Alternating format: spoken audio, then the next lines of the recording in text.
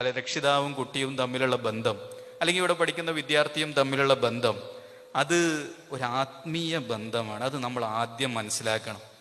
എൻ്റെ മകൻ ലോകത്ത് എവിടെയെങ്കിലും ആയിരിക്കും, ഞാൻ അവനെ കണ്ടിട്ട് കാലങ്ങളായിരിക്കും, പക്ഷെ അവൻ എൻ്റെ മകനും ഞാൻ അവൻ്റെ പിതാവുമാണ്.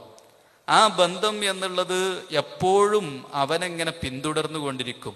ഞാൻ കാണുമ്പോൾ മാത്രമുള്ള ബന്ധമാണ് ഞാൻ എൻ്റെ മകനും എന്നുള്ളത് നമ്മൾ ഒരിക്കലും മനസ്സിലാക്കരുത്.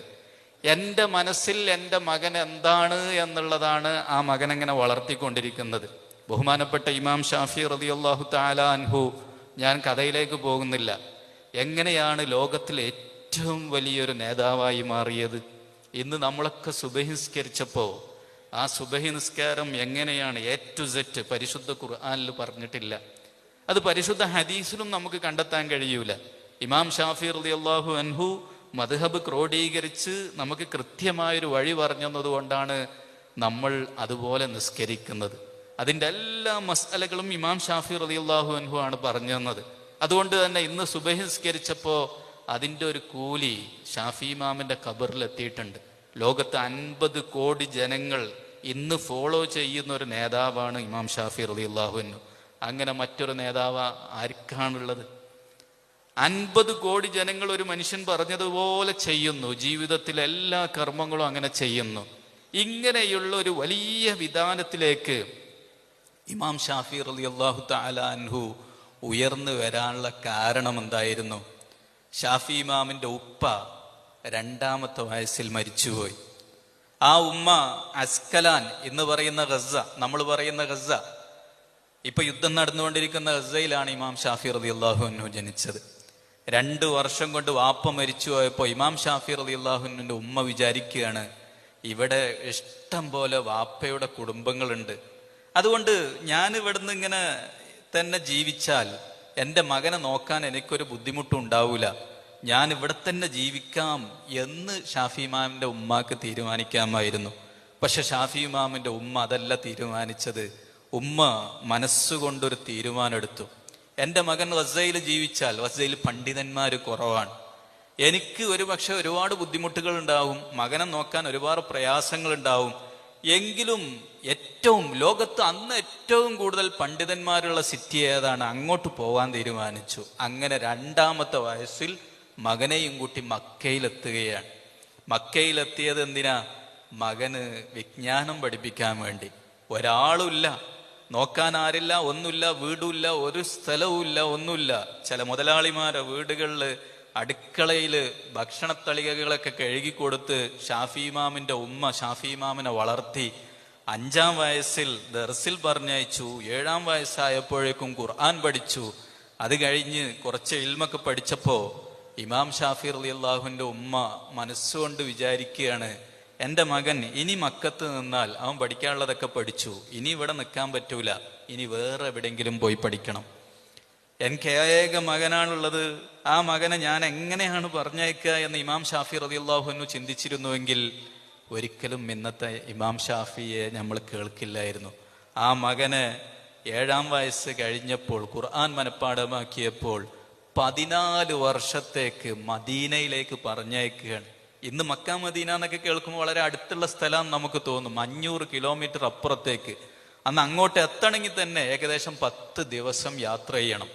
10 ദിവസം യാത്ര ചെയ്യേണ്ട ഒരു വഴിദൂരത്തേക്ക് പ്രായപൂർത്തിയാവാത്ത ഒരു കുട്ടിയെ ഇമാം ഷാഫി റളിയല്ലാഹു അൻഹുവിൻ്റെ ഉമ്മ പറഞ്ഞയച്ചിട്ടില്ലായിരുന്നുവെങ്കിൽ ഇന്ന് ഈ സദസ്സിൽ വെച്ച് ഞാൻ ഇമാം ഷാഫി എന്നൊരിക്കലും പറയില്ലായിരുന്നു.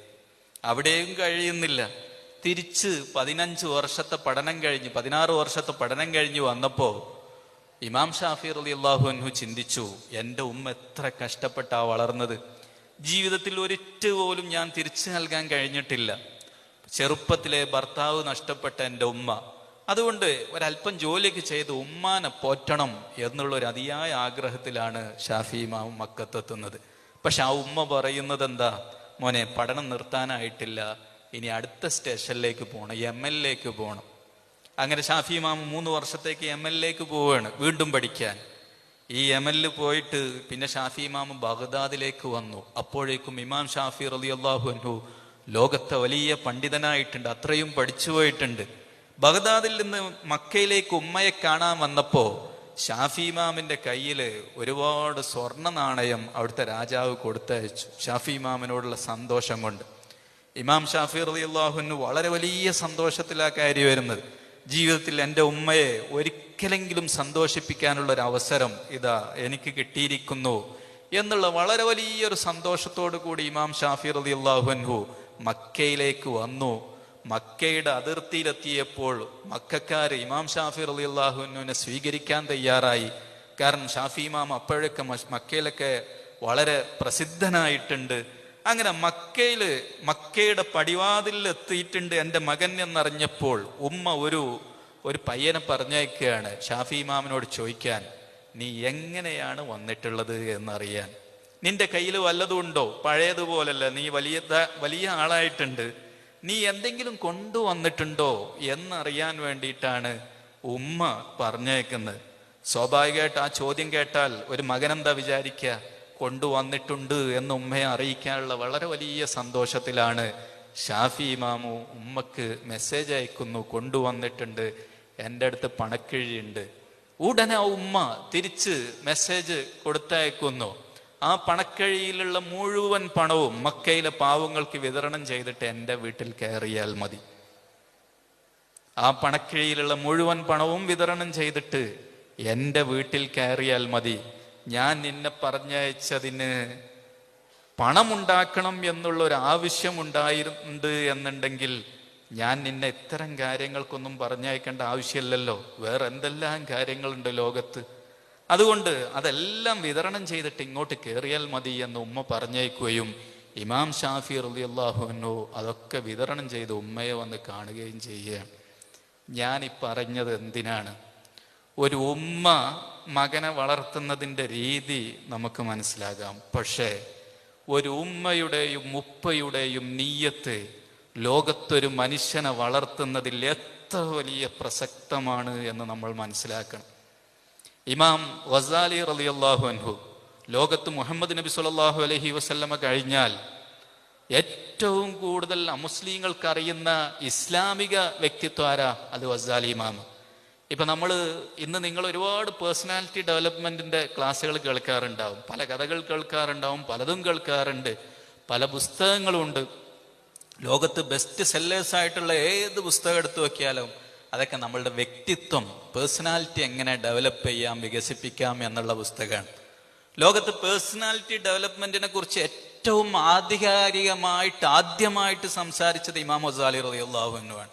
തൻ്റെ ഇഹ്യാ ഉലൂമുദ്ദീൻ പോലത്തെ ഗ്രന്ഥങ്ങൾ എടുത്തു നോക്കിയാൽ നമ്മൾ ഇന്ന് എടുത്തു നോക്കുന്ന ഏത് ഗ്രന്ഥവും അത്തരം ഗ്രന്ഥങ്ങളിൽ നിന്ന് കോപ്പി അടിച്ചതാന്ന് നമുക്ക് മനസ്സിലാവും. പക്ഷെ പൊതുവെ ജനങ്ങൾക്ക് അത് തിരിയില്ല. കാരണം അറബിയും ഇംഗ്ലീഷും അറബിയും മലയാളമൊക്കെ അറിയുന്നവർ വളരെ കുറവാണ്, ഇത് തമ്മിൽ താരതമ്യം ചെയ്യുന്നവരും കുറവാണ്. ഇപ്പൊ ഇഷ്ടം പോലെ പേഴ്സണാലിറ്റി ഡെവലപ്മെന്റിന്റെ പുസ്തകങ്ങളുണ്ട്. ഞാൻ വായിക്കുന്ന ഏത് പുസ്തകവും ഗസാലി ഇമാമിന്റെ ഇഹ്യാ ഉലൂമുദ്ദീൻ നിന്ന് കോപ്പി അടിച്ചതാന്ന് ഒറ്റയടിക്ക് എനിക്ക് മനസ്സിലാകാറുണ്ട്. ഒരുപക്ഷെ എഴുതിയ ആള് കോപ്പി അടിച്ചതല്ല ആകില്ല, യൂറോപ്പ് മൊത്തം ഗസാലി ഇമാമിനെ കോപ്പി അടിച്ചിട്ടാണ് അവർ ഇത്തരം പുസ്തകങ്ങളൊക്കെ എഴുതിയത്. അവിടുന്നാണ് നമ്മൾ കോപ്പി അടിക്കുക. ഇങ്ങനെ ലോകത്തിൽ ഏറ്റവും പ്രസിദ്ധനായ ഒരു പണ്ഡിതനാണ് ഇമാം ഗസാലി റളിയല്ലാഹു അൻഹു. നമ്മളിന്ന് പഠിക്കുന്ന ഫിഖ്ഹിന്റെ ഗ്രന്ഥങ്ങളുണ്ട്, നിങ്ങളൊക്കെ കേട്ടിട്ടുണ്ടാവും, ഫതുഹുൽ മുഈൻ എന്ന് പറയുന്ന ഗ്രന്ഥങ്ങളൊക്കെ, അതുപോലെ തുഹ്ഫ എന്ന് പറയുന്ന, ഇതിൻ്റെയൊക്കെ ഏറ്റവും ബേസ് ഗസാലി ഇമാമിന്റെ ഗ്രന്ഥങ്ങളാണ്. ലോകത്ത് അമുസ്ലിങ്ങൾ ഏറ്റവും കൂടുതൽ ബഹുമാനിക്കുന്ന മുസ്ലിം പണ്ഡിതനാണ് ഇമാം ഗസാലി റളിയല്ലാഹു അൻഹു. ആ ഗസാലി ഇമാം എങ്ങനെയാണ് ലോകത്തിന്റെ നെറുകയിലെത്തിയത്? അതിനൊരു കാരണം പറയുന്നത്, ഇമാം ഗസാലി റളിയല്ലാഹു അൻഹുവിന്റെ ഉപ്പ, അദ്ദേഹത്തിന് 2 മക്കളാണ് ഉണ്ടായിരുന്നത്, മുഹമ്മദുൽ ഗസാലിയും അഹ്മദുൽ ഗസാലിയും. ഈ 2 മക്കള് ചെറിയ മക്കളാണ്. എന്നാൽ ഉപ്പയാണെങ്കിലോ അദ്ദേഹം വളരെ ഒരു പാവപ്പെട്ട മനുഷ്യനാണ്. കാര്യമായിട്ട് പഠിച്ചിട്ടില്ല, ഒരു പണ്ഡിതനല്ല, പണക്കാരനുമല്ല, ഒരു പാവപ്പെട്ട മനുഷ്യൻ. പക്ഷെ അദ്ദേഹത്തിനൊരു സ്വഭാവമുണ്ട്. പണ്ഡിതന്മാരുടെ ക്ലാസ്സിൽ അദ്ദേഹം പോയിരിക്കും, പണ്ഡിതന്മാരുടെ പ്രഭാഷണങ്ങൾ കേൾക്കും. പണ്ഡിതന്മാരുടെ ക്ലാസ്സുകളിലും പ്രഭാഷണങ്ങളും പോയിരിക്കുമ്പോൾ ഇടയ്ക്കിടെ അദ്ദേഹത്തിന്റെ കണ്ണിൽ നിന്ന് കണ്ണുനീര് വരും. എന്താണ് ആ കണ്ണുനീരിന്റെ അർത്ഥം? ആ കണ്ണുനീരിന്റെ ഒരു പ്രാർത്ഥനയാണ്. എന്താ പ്രാർത്ഥന? റബ്ബേ, എനിക്ക് പഠിക്കാൻ കഴിഞ്ഞില്ല, പക്ഷെ എൻ്റെ മക്കളെ നീ ലോകത്തിലെ ഏറ്റവും വലിയ ഇൽമിന്റെ ആളുകളാക്കണം എന്നുള്ളൊരു ദുആ. ചിലപ്പോൾ അദ്ദേഹത്തിന് കണ്ണുനീര് വരും.